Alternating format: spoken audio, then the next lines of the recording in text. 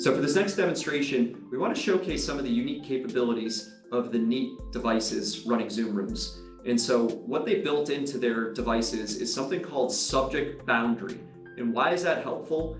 When we're in a scenario like this, in a lot of modern office designs, we see a lot of glass-walled conference rooms. And so that can present some challenges when we're leveraging the AI that's built into cameras, because the cameras are designed to pick up individual faces and frame them. Now, we want that for people that are in meeting participants in the room, but what we don't want is to capture people that are outside in the actual hallways.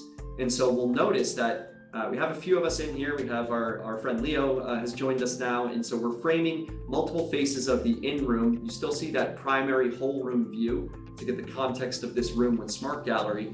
But if you notice in that primary whole room view, there's a couple of people that are outside of this particular conference room having a conversation there.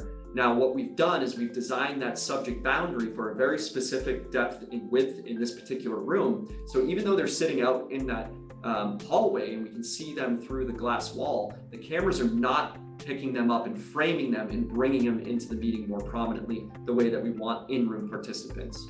So super helpful there.